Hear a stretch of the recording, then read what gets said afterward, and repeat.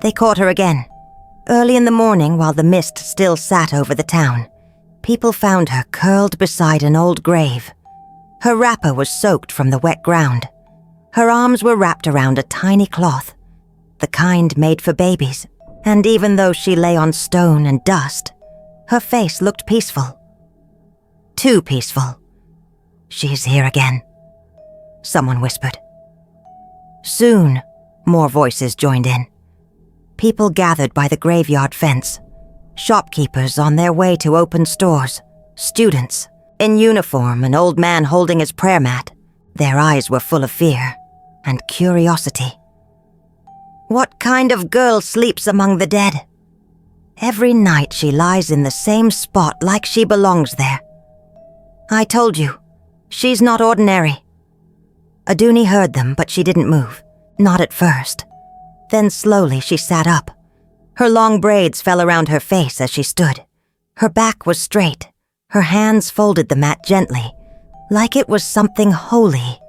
She looked at the people, not angry, not scared, just calm. Mama Ibub, the town's loudest woman, stepped forward. "Go home, girl," she said sharply. "This is not a place for the living." Aduni didn't reply. "You think this is normal? Sleeping beside bones? You want to wake spirits? Abi?" Aduni's eyes moved from Mama Ibub to the others. Some looked away. Others stared like she was a curse. Then she spoke. "I don't come here to wake the dead," she said. "I come here because they don't lie." There was silence, thick like smoke. She turned and walked down the narrow path leading back to her small compound. Her feet left soft prints on the damp sand. No one followed. No one dared. Behind them, the grave she slept beside sat quiet, unmarked, plain, forgotten. But not to her, because 5 years ago, something inside her house died, and since that day, she never slept on a bed again. They all whispered that she was mad, that she had demons, that she needed prayer. But they were wrong. Because if they ever found out the truth, if they knew why Aduni sleeps in the graveyard instead of her bed, they wouldn't fear her. They'd fear themselves. Aduni's house stood at the edge of the town, not far from the stream, and just 3 compounds away from the graveyard. It was small, square-shaped, with cracked yellow paint and rusted windows. The roof still had black marks from the fire. No one visited. Children didn't play near it. Women selling fruits never placed their trays too close. Even goats avoided the fence. Inside the house, everything was quiet. Too quiet.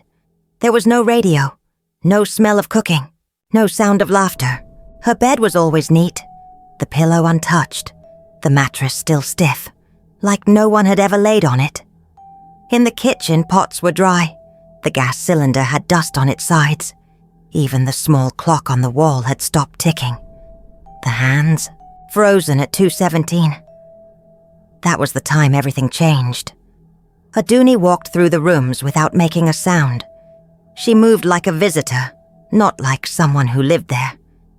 She opened the front window and sat by it, staring into nothing. From her window, she could see a neighbor, Mama Oji, the old widow who sold roasted plantain. Mama Oji was the only one who didn't fear her.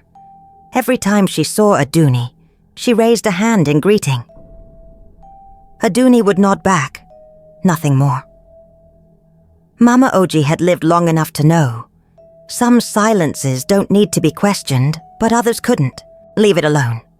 One afternoon when Aduni went out to buy water, a small boy sneaked into her house. He was only 10, but he had heard the stories about the mad girl's house, about the night it burned. He walked through the still rooms until he found something under the bed. A small locked wooden box. He forced it open. Inside there was only one thing, a torn page from a diary. The writing was small, shaky, but clear. "I didn't mean to, but I didn't stop it either. They said I was lucky to survive, But what if I wasn't? What if the fire wasn't the worst part? What if I lit it? The boy's eyes widened. He dropped the paper and ran. That night, Aduni returned to the graveyard like she always did. Same mat, same baby cloth, same unmarked grave. But this time, she whispered something before lying down. Something only the wind heard. And if someone had been close enough, they would have heard it too. "I see you, my baby. Mama's still here." His name was Femi. He came from the city, carrying a black bag, a pen, and a mind full of questions. He worked as a freelance writer. Stories of strange people, forgotten places, and local legends. When he heard about the girl who sleeps with the dead, he came without delay. He rented a small room in the corner of town. The owner, an old man with a cracked voice, warned him the first night. "Leave that girl alone," he said. "Some wounds are better left closed." Femi smiled politely, but he had already made up his mind. The next morning he found her, sitting by the grave, folding her mat like she always did, her face calm, her eyes dark and distant. He raised his camera, slowly. "Don't," she said without turning. Femi lowered the lens, surprised. "You knew I was watching?" Aduni looked at him now. No smile, just stillness. "Everyone watches," she replied. "You're just the first one who came close." "I just want to understand," Femi said gently. "Why the graveyard? Why every night?" She didn't answer. Instead, she stood and began walking away, leaving her baby cloth on the grave. Femi stared at the small cloth, faded and worn. He bent down, touched it with the edge of his fingers. It was soft, like something loved. That night he couldn't sleep.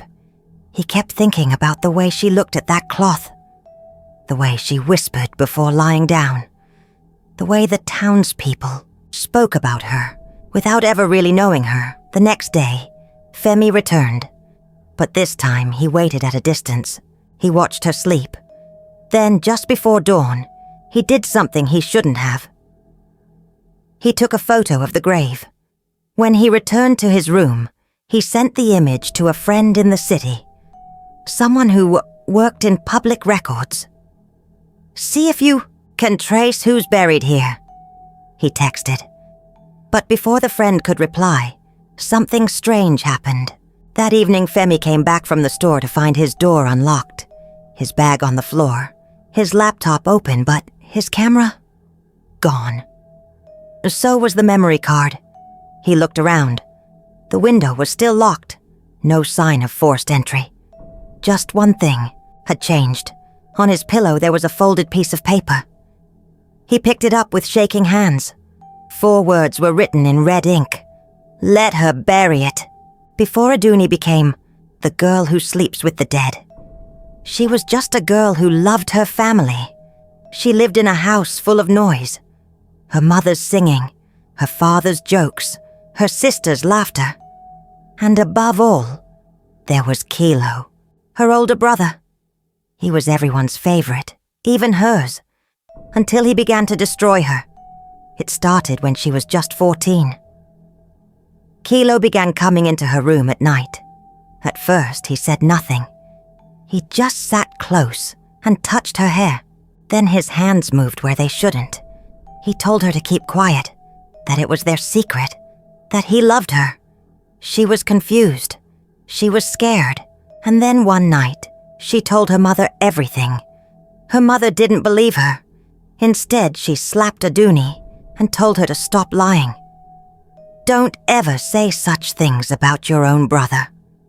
Her mother said, "Do you want to tear this family apart?" So Aduni kept quiet, but Kilo didn't stop.